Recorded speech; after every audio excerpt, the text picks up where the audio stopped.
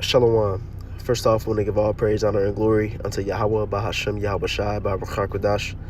I want to give double honors to the apostles, elders, and bishops of GMS who have taught us this word and teach us this word today. And I want to give a salutation to the elect of the nation of Israel. This is the brother Yatazakbar with the GMS Nebraska camp. And in this lesson, what I want to get into is how Trump is seeking to intervene with these Iranian protests and riots. And you have the Iranian people who are protesting against their government, seeking regime change, due to their economic struggles, due to, corruption and different things. And, these protests have gotten very large and severe, to where you have thousands of people who've died, and while all this is going on, you have Trump all the way here in the U.S. who is telling the Iranian people to keep protesting. He's telling them that help is on the way, which that help could be in the form of, strikes on Iran. It could be in the form of military intervention. He hasn't said exactly what that help is yet, but he's saying that help is on the way, and he says that the Iranian regime will pay a big price. And we have to ask ourselves, what does this have to do with the U.S.? What does this have to do with Trump? Why is he coming in as if he's this savior, as if he's just at the backing of the Iranian people? And we just seen a situation like this in Venezuela, where when he got Maduro up out of there, what that did for a lot of people in Venezuela is that they were happy with Trump. They felt as if Trump was doing something great, because they didn't like Maduro as their leader. They saw him as a dictator. They saw him as a bad person to be over them. So when Trump got Maduro up out of there, he received flowers from a lot of Venezuelan people, but that's not what that was about for Trump. It wasn't about helping the people out. What the whole situation with Venezuela was about was what the U.S. could get out of it. That wasn't about helping the people. That was about having control over the resources in Venezuela, having control over that oil. And Esau will come as if they have a certain motive. We're just coming to help. We're just coming to stop this corruption, to do this or do that. And that's not what it's about at the end of the day. Trump don't really care about these people. Now, let me grab a precept. Let me see. Salaki, this is Psalms chapter 58, verse 3, which says, the wicked actually, let's go to verse 2. Psalms 58 and 2, it says, yea, in heart ye work wickedness, ye weigh the violence of your hands in the earth. And that's what Esau is doing. He's weighing the violence of his hands in the earth. And especially Trump. Ever since Trump has been in office, the Lord is putting the spirit in him that he's just doing whatever he wants to. He's doing, he's doing a lot. He just had the situation with Venezuela. Now he's talking about going into Iran. He's talking about he wants to take over Greenland, and these different situations have consequences and have risks behind doing them. And Trump just don't care. He's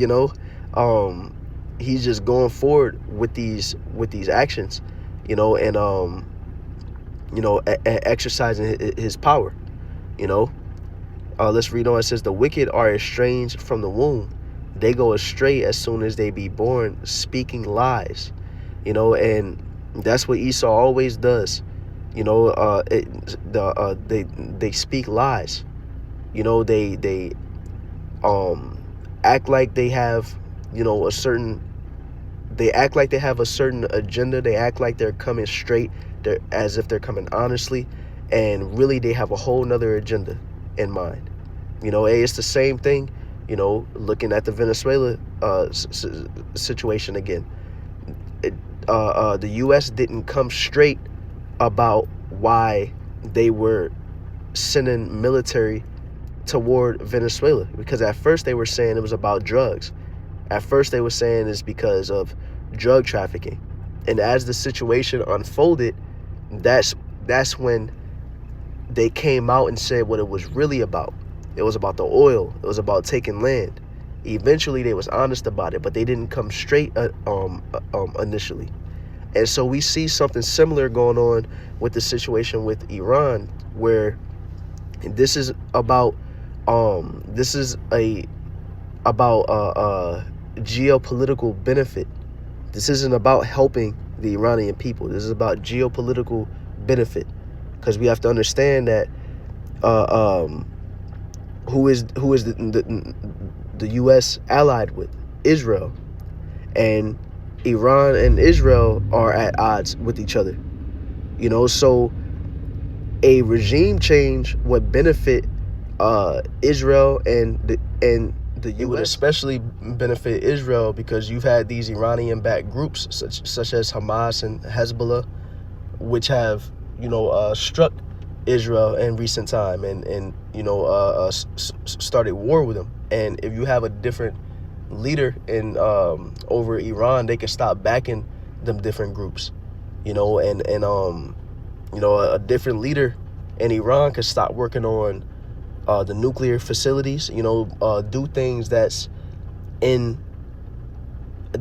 basically in the support of the West, And so, I want to get this article here from nypost.com, which says Iran is fully prepared for war if outsiders interfere in deadly protests, foreign minister says. And that's the thing. The Lord is putting the spirit in the Iranian leadership to where, while you have Trump that's saying if these protests keep going or if they get worse, then we're gonna intervene, where you have the leadership that's saying if y'all intervene, we ready to go to war with y'all.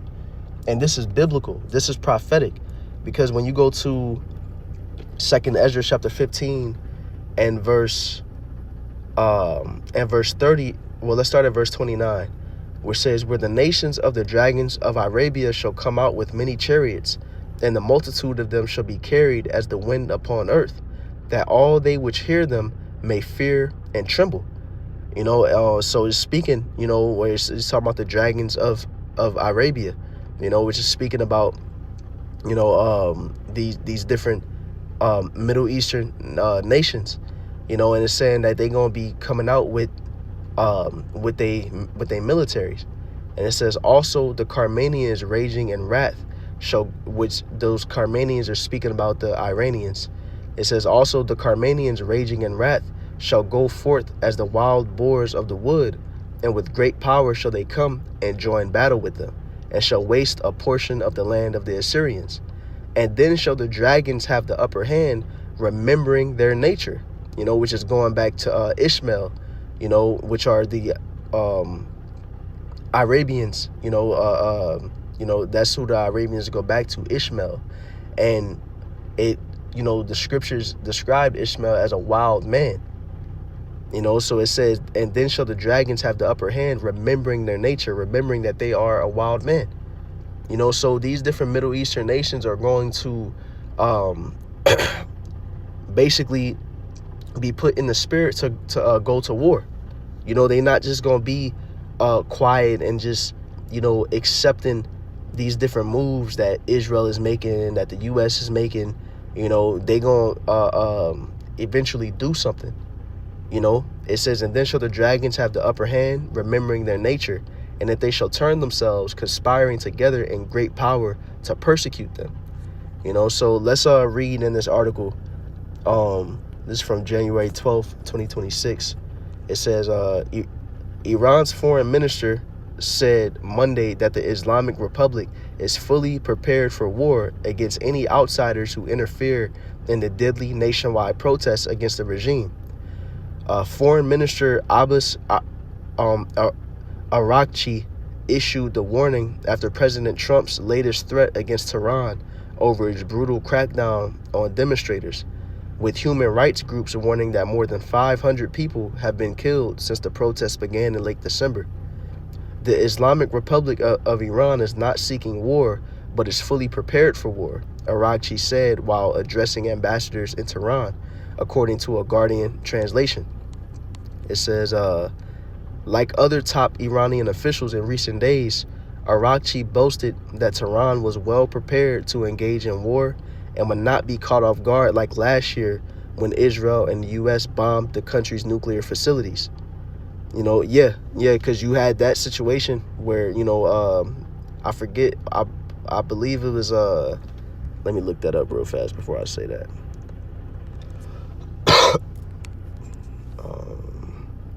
Yep, that's right. You had Operation Midnight Hammer, where the U.S. struck the Iranian nuclear facilities, and there was no retaliation for it. The U.S. came, struck Iran, and that was it. But now you have the foreign minister, he's saying, that won't be the case this time. We're prepared to fight back. And so, Lord willing, that's actually the case, because as the scriptures say, we would see wars and rumors of wars. And those rumors of wars is basically like threats, where the war isn't actually taking place, but, there's threats being made. Countries are saying, we going to do this, we going to do that. And Lord willing, this manifests into something concrete, because this is a step towards World War III. And we understand that World War III marks the judgment of Babylon the Great. It marks the destruction of America, and so, this is why we welcome these prophecies. This is why we welcome, this war to make itself manifest. We welcome these nations to fight, because this is what is going to lead to Esau's downfall, and so, let's grab this real fast. Jeremiah chapter 50, verse 22, which says, a sound of battle is in the land and of great destruction. How is the hammer of the whole earth cut asunder and broken? How has Babylon become a desolation among the nations? And that's what's going to happen. It says the hammer of the whole earth will be cut asunder and broken. And that's the thing. America is going to be humbled, because America is in this mindset, as it says in Habakkuk chapter 2, verse 5. Let's grab that real fast. Which says, yea, also because he transgressed by wine, he is a proud man. This is speaking about Esau. And the way that Trump is moving completely embodies this precept here. It says, yea, also because he transgressed by wine, he is a proud man, neither keepeth at home, who enlargeth his desire as hell and is as death. And we see Trump not keeping at home. He's going to this country. He's going to this country. He's saying we want to take this over. And we about to go militarily intervene here. And it says what? Who enlargeth his desire as hell. Because Trump want this and want that. And what is it about? It's about geopolitical advantage. It's about resources. It's about control. It says, and is as death and cannot be satisfied, but gathereth unto him all nations and heapeth unto him all people. And the way we see Trump moving is that he's basically like, I'm going to do what I want, and I don't have to answer to anybody, and nobody can't tell me nothing. You had him speaking, I don't know if it was like a conference, I'm not sure what it was, or if it was just an interview, but he was basically saying, like, he doesn't have to answer to international law. What is controlling him is his own morality. So the decisions he making is self-willed. It's not about what, it's not about what his allies think he should be doing. Well, really, he's doing what the elites want him to do at the end of the day. He's doing the bidding of the elites, but he's saying, he's not bound by international law. He's not bound by, he's bound by what he thinks is right and wrong, and so eventually there's going to be a humbling that is brought to this place because of the proud mindset that, the U.S. can just do whatever they want. The U.S. is just all powerful in this world, let's go back to that precept in Jeremiah 50 and 23, which says, how's the hammer of the whole earth cut asunder and broken? How is Babylon become a desolation among the nations? I have laid a snare for thee, and thou art also taken, O Babylon, and thou wast not aware. Thou art found and also caught, because thou hast striven against the Lord. So yeah, man, like I mentioned, this is another step toward World War III. We have to keep in mind with Iran, Iran is allies with Russia. So when we see the U.S. and Israel in direct conflict with Iran, it, what that can most definitely lead to is Russia getting involved, because we understand that Russia is a major player in World War III. Prophetically, Russia is a major player in the destruction of America. We also understand that Israel, what does it say about Israel? It says, let's grab that real fast. Jeremiah 50 and 45, which says, therefore hear ye the counsel of the Lord that he had taken against Babylon, and his purposes that he had purposed against the land of the Chaldeans. Surely the least of the flock shall draw them out. Surely he shall make their habitation desolate with them. And who's the least of the flock speaking about? Speaking about Israel. Because the people who is in that land today aren't the true Israelites. They are Amalekites, which are a tribe of the Edomites. So it says the least of the flock, which is speaking about the Amalekites. It says that they shall draw them out, which is talking about drawing out the different nations of the earth to war in that region. And we see the U.S., part of why they're threatening to intervene in these protests is because of the regime change, but it's because it benefits Israel as their ally. So that's the least of the flock drawing them out, possibly bringing military conflict to that region for their benefit. Now, as I mentioned, we also know that Russia is a major player in World War III. I believe in this same chapter, let's see, when it talks about the North country,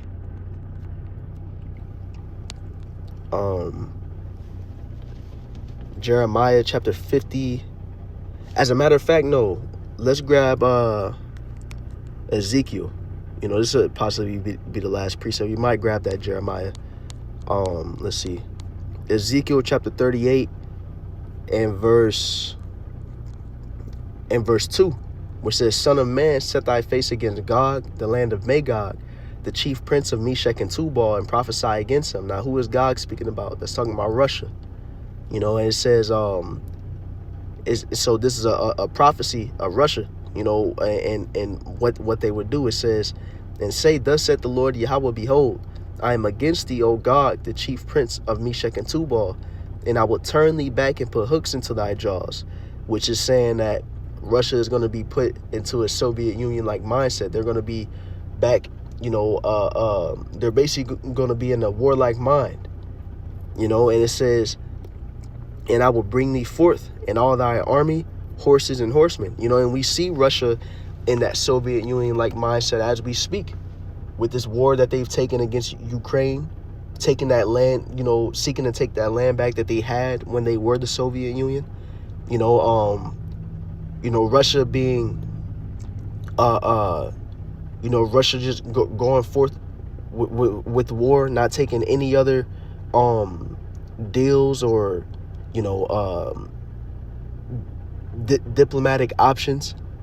They going forth with what they desire to take that land, and it's going to get to a point to where the Lord is going to have Russia go against the U.S.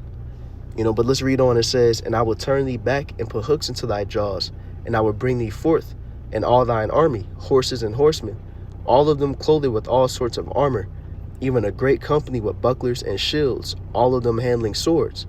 Now this right here is important.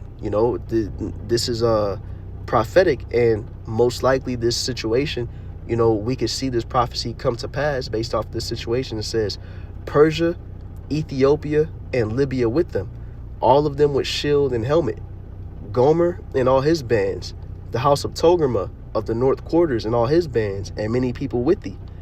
So these different nations that it named, Persia, which is Iran, it says Ethiopia and Libya, these African nations, says all of them with shield and helmet, Gomer and all his bands, and the house of Togarmah of the north quarters, is speaking about Turkey. It says, and many people with thee, so other nations as well. It says, be thou prepared and prepare for thyself, thou and all thy company that are assembled unto thee, and be thou a guard unto them. So Russia is going to be a guard to these nations that it named here, And so, eventually, Russia is going to get involved with, a certain conflict that the U.S. is going to be involved with, that Israel is going to be involved with, and that's prophetic, And so as we look at this situation, Lord willing, we, as the days go by, we see it, escalate. It's going to be interesting to see, where this goes.